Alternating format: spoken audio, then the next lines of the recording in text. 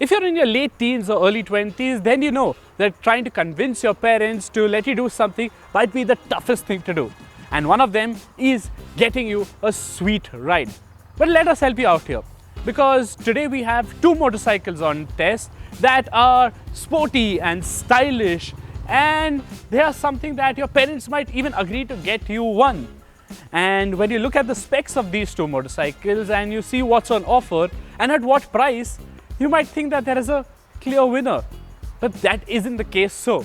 So here's how the Yamaha MT-15 V2 is trying to punch up to the TVS Apache RTR 204V. For the Insta and TikTok janta, looking fast is just as important as being fast. And teenagers would tend to gravitate towards the MT-15 for this very reason. The golden USD fork refreshes the feel of the street fighter.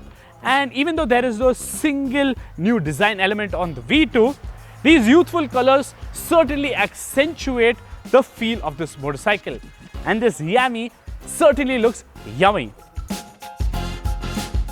The RTR looks a bit too serious for its own good and could do with a fresh look very soon, because this design has been in existence since 2016. So the one that will grab the most eyeballs is definitely going to be the MT-15. The RTR strikes back with being quite tech savvy. The console is larger, cleaner and easier to read. It gets 3 riding modes, but you're obviously going to stick around in sport only. The suite of smart features is also pretty comprehensive on the RTR, with turn-by-turn navigation being a great tool for a newbie rider to navigate their way around unseen city streets.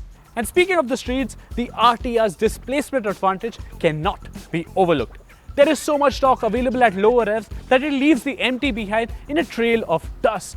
It is eager, livelier, and it even feels happy trundling around at 45-50 kmph in 4th gear.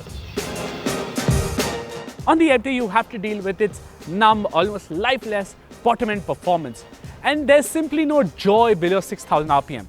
It is only when you wring the throttle wide open does it feel like an MT. Both bikes make commutes easy with their light clutches and slick shifts, but the RTR is just a smidge better.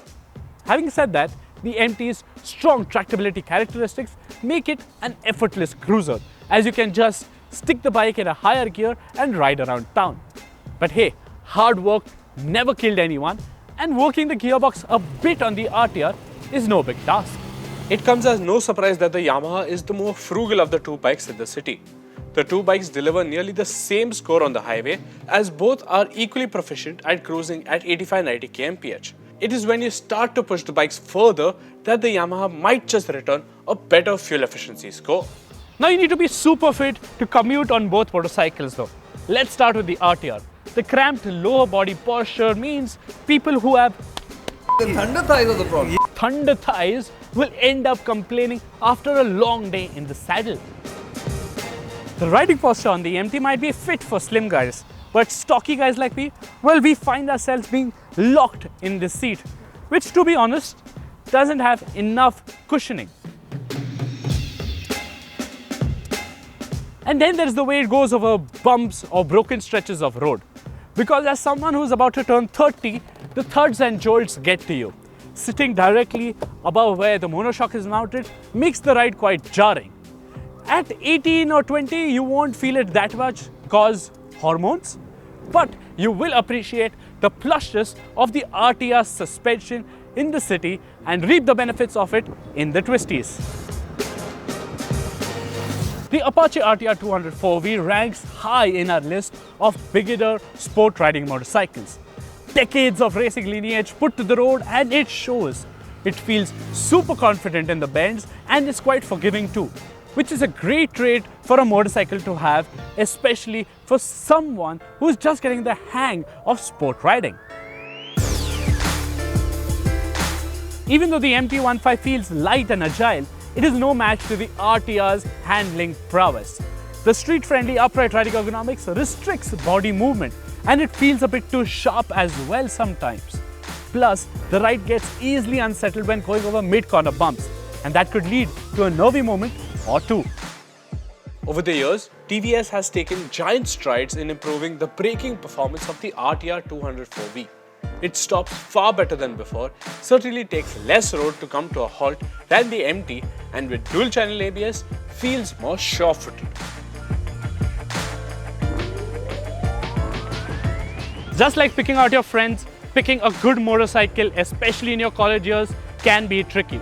And your parents know who in your friend circles are your good friends and who are your great friends. Picking the MT-15 is like picking a great friend because it will be there at the start having a lot of musty with you, but eventually you'll grow distant.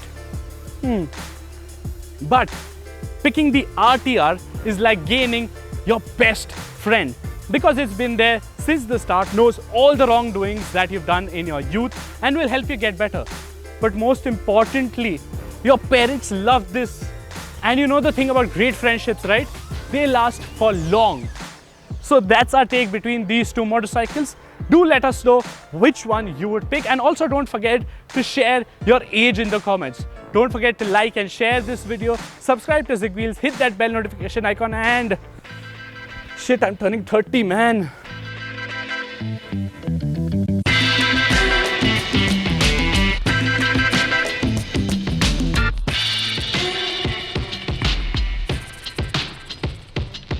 I'm going to offer it for sale to a small group of collectors this evening.